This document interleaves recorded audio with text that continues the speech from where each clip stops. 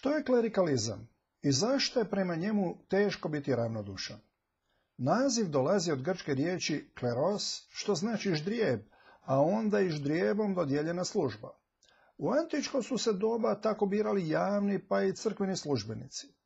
Nakon što određenim liturgijskim obredom biva uveden u crkvenu službu, izabranik postaje klerik ili svećenik, a skupni naziv za svećenike je kler. Odatle naziv klerikalizam za pokret izravnog miješanja svećenstva i crkve u državni, politički i kulturni život. I upravo zato što je klerikalizam nastojanje da se državni, politički i uopće kulturni život izravno podvrgne volji svećenstva i crkve, najčešće uz jadikovke da se inače crkvu tjera u privatnost, prema njemu je teško ili čak nemoguće biti ravnodušan. Ravnodušnost naime prema nasrtljivima i onome što nameću omogućava im da i dalje nasrću i nameću to što žele, pa su ravnodušni, iako nedjelatno, ipak objektivno saveznici nasrtljivima. A klerikalizam jest religiozna nasrtljivost na sve što po svojoj naravi pripada ne samo članovima određene religijske zajednice, nego svim članovima društva, neovisno o njihovoj religijskoj pripadnosti ili čak i religioznosti. U svojoj ideološkoj nasrtljivosti klerikalizam ne ostavlja prostora za ravnodušnost, već zahtijeva da se svatko opredijeli za ili protiv njega. Parafrazirajući evanđelista Marka koji kaže "Tko nije protiv nas, za nas je", moglo bi se reći "Tko nije protiv klerikalizma, za njega je". Stoga, između klerikalizma i antiklerikalizma, koji se suprotstavlja klerikalnoj nasrtljivosti, ne postoji neko srednje opredjeljenje ili neopredjeljenje. Ne postoji neki aklerikalizam, jer bi on praktički bio pristajanje uz klerikalizam. U nastojanju da zadobiju kontrolu nad državnim, političkim i uopće kulturnim životom, klerikalci se služe raznim sredstvima, spletkama, trgovinom, ucjenama, pa i silom kada im je na raspolaganju, ali osnovno je sredstvo uvijek ideologija. Ona u svijesti ljudi utire put klerikalnim posezanjima, slabi njihov otpor klerikalizmu ili ih čak pridobiva kao pobornike klerikalizma. Klerikalizam najčešće skriva svoje prave namjere ideološkim smicalicama, koje je u klerikalnom diskursu potrebno najprije prepoznati, da bi se klerikalnim posezanjima mogao pružiti otpor.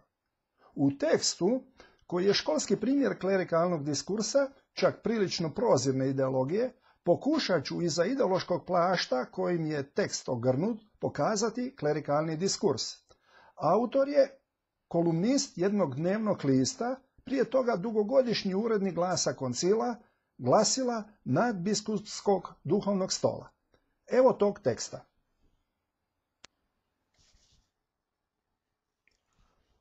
U Poljskoj se je papa među ostalim oborio na pogrešnu ideologiju slobode. Što je time htio reći? Zar se katolička crkva opet počinje bojati slobode, za koju nas je, kako ističe apostol Pavao, Krist oslobodio? I inače se među katoličkim misliocima u posljednje vrijeme čuju bojazni da demokracija može biti i neprihvatljiva, premda se papa nije ustručavao više puta izraziti u prilog demokratskog poretka. Pogrešna ideologija slobode, kad je riječ o društvu i državi, zapravo je izopačena demokracija u kojoj narod, odnosno u njegovo ime parlament, odlučuje baš o svemu, također o razlikovanju etičkog dobra i zla. Kršćani će u naše doba reći da je od Boga vlast u narodu, koji je slobodnim izborima povjerava onima koji će je do novih izbora vršiti. Vlast od Boga je teokracija, a kad narod vlada, to je demokracija. Prema biblijskom prikazu raja zemaljskog, Edena, Bog je čovjeku predao vlast nad svim što je stvorio, ali razlikovanje etičkog dobra i zla ostaje u Božjoj vlasti. Čovjek je slobodni gospodar svijeta dok priznaje objektivnu etiku. Ima dakle pitanja o kojima se ne odlučuje glasovanjem ni referendumom. Koliko god glasova dobio primjerice zakon o rasnoj diskriminaciji, kao što je bio slučaj u Trećem rajhu, holokaust ostaje zločin. Ljudsko dostojanstvo i prava svake osobe moraju biti u temeljima svakog zakonodavstva. Objektivna etika o kojoj se ne glasuje nego se prihvaća, može se nazvati naravnom, a vjernici će reći da je od Boga. Teško joj je potražiti neki drugi temelj, da bi mogla svakoga čovjeka obvezivati u savjesti. Sloboda ovisi o etičkim načelima koja su starija od svake zemaljske vlasti.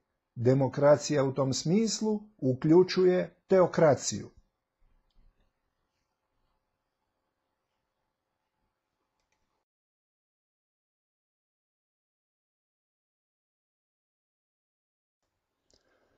Dakle, pogrešna ideologija slobode je prema autoru zapravo izopačena demokracija u kojoj narod, odnosno u njegovo ime parlament, odlučuju baš o svemu.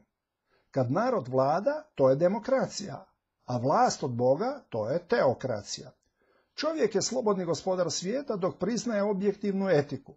Objektivna etika, o kojoj se ne glasuje nego se prihvaća, je od Boga. E sad, tko zna i tko je pozvan da ljudima objavi i tumači tu objektivnu etiku? Dakako, Božje poslanstvo na zemlji, to je katolička crkva i svećenici. Jer obični ljudi mogu u audijenciju kod Boga tek poslije smrti, kada je za zemaljske poslove prekasno. Tko je dakle pozvan da bude zakonodavac ljudima? Sada je već sasvim jasno. Dakako, katolička crkva, to jest svećenička hijerarhija. A da bi jasno bilo i onima koji još uvijek nisu shvatili što im autor poručuje, on im na kraju pojašnjava da demokracija u tom smislu uključuje teokraciju. Za one koji ne znaju, to je oblik državnog uređenja u kojem politička vlast pripada svećenstvu i upravljanje državom je pod nadzorom crkve. Prema autoru, dakle, kad o svemu odlučuju predstavnici izabrani od naroda i u ime naroda, odnosno parlament, onda je to izopačena demokracija. Kada pak o svemu odlučuje samopostavljeni kler u ime nedokazanog Boga, onda je to teokracija i gle licemjerja, to je onda prava demokracija. To što dakle zagovara svećenik i autor navedenog teksta upravo je klerikalizam i u odnosu na njega svatko se mora svrstati s njim ili protiv njega. Klerikalizam ili antiklerikalizam, pokornost kleru ili samoodlučivanje, tertium non datur.